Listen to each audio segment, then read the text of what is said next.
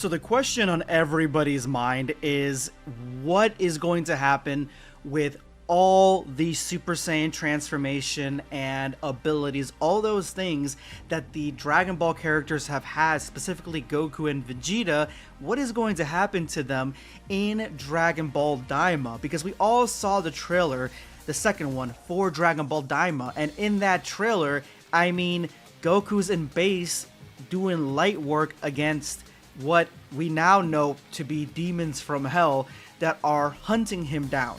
That's the most that we've gotten so far. So what is going on here, and are they going to be able to transform? Well, in this video we have the answer for you guys. We know, because it is made extremely clear by just even the first instance that we see Goku in Dragon Ball Daima. Let me know in the comment section below, you think that Goku and Vegeta will have access to their transformations in Dragon Ball Daima as well as everybody else in the TV show? Let me know in the comment section below, and if so, you know, why and how could that work, and if not, why can't they? I want to start a discussion. Let's go ahead and get something going.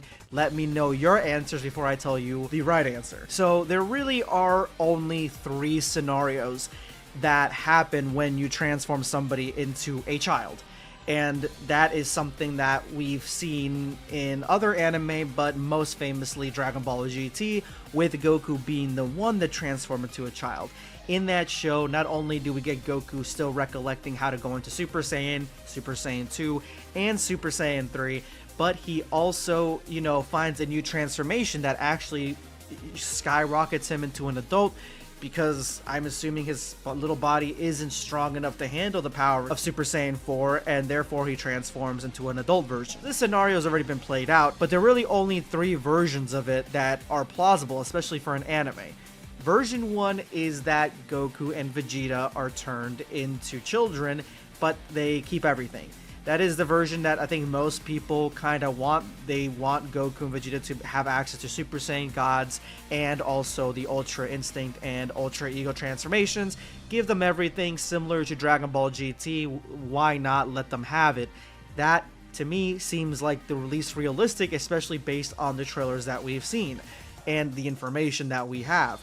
The second is probably one of the most interesting, but doesn't seem likely, and that is that they are transformed into children, not because their bodies are transformed into children, but they are reverted back in time, meaning that they are physically and mentally back how they were when they were kids. That's why Goku, in the trailers, you see him all giddy, running around, excited, happy, acting like a child, because he is a child, but because he is acting like he did back in Dragon Ball. We see Vegeta just like a little sliver of Vegeta in there, and he seems like he's pissed off.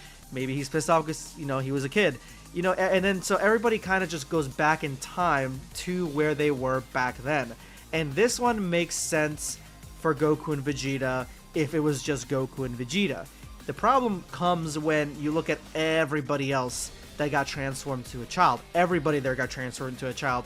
We have everybody, Android 18, we have Krillin, we have everybody, even what's his name, the Ox King, he's a little kid. You know, Master Roshi's a little kid. Everybody's a little kid. And so this causes a lot of issues because some of these people, we don't even know how they were as children. And I would say Android 18 is probably the most complicated one because she was a child when she was taken by Dr. Gero to do a lot of horrible stuff to her. So, I mean, I don't think Dragon Ball is going to revisit that or even throw that in there. So I think this is not plausible. That is when we get to my last scenario. And this one, to me, is probably the one that we're seeing play out. And that is that they are physically transformed into children, but mentally they recollect what's going on. And they can recollect, they keep all their memories from what's going on at that moment in Dragon Ball Super or Dragon Ball Daima, basically. And I feel like in Dragon Ball Daima, we are not going to be getting any transformations whatsoever. It is the 40th anniversary of Dragon Ball. They are doing an homage, something that is going to give a lot of nostalgia, and a lot of showcase to older Dragon Ball, and so I believe they're riding their way around not having Goku and Vegeta go into these transformations, having a more down-to-earth story, facing off against basically base level threats because of the fact that it is 40th anniversary.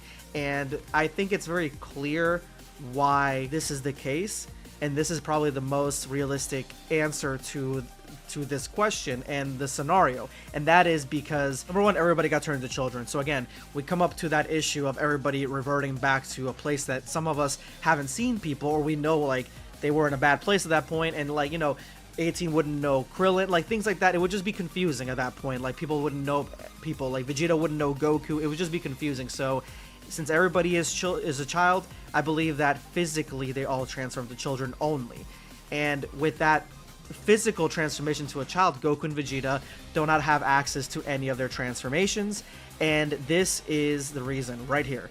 Goku has to go back and get his pole, his power pole.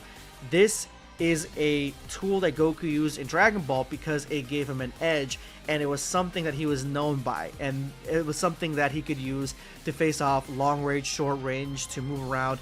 It was beneficial, and as he got older, he developed techniques and abilities and transformations. He didn't have to use this. He literally goes back to grab it. He goes to Karin and goes and I believe maybe Karin gives it to him. He goes back and grabs it and uses it for the duration. We see it in the second trailer where he's facing off against the demons. He's using this, and it always like it stuck out to me, like, why is he using the power pole? Like, wouldn't, if he had access to all these transformations, wouldn't the power pole just be like, oh, he turns into a child and now he's feeling a little bit nostalgic, he wants to use it? Like, no, it doesn't make any sense. The only realistic answer is that he cannot transform because he's a child, and so his body doesn't know how to transform or cannot handle the transformation, or just can't go into it because he is a kid. Vegeta can't either, but they can recollect all their memories. So I believe that in the terms of Dragon Ball Daima, Goku and Vegeta will not transform into any of the Saiyan forms after their base form. They're not going to transform Super Saiyan, Super Saiyan 2, 3 for Goku, God, Blue, Ultra Instinct, Ultra Ego, and honestly, I think that they're going to have limited use of instant transmission specifically, but other abilities that really kind of give them an edge, and we're going to be seeing Goku and Vegeta in a situation that is so critical because they do not have access to anything and they're extremely weak, and that is just the way they're going to write it. They're not going to write it in the direction of Dragon Ball GT where Goku still has access to these things and will eventually get a new transformation. This is just going to be a small mini series of Goku traveling around trying to get Dragon Balls in his mini form and then go back to normal. Just a one spin-off, and I mean, that's basically how it's going to be. The power pole says it all, but let me know what you guys think. Will Goku go into any transformations in Dragon Ball Daima? Subscribe for more content.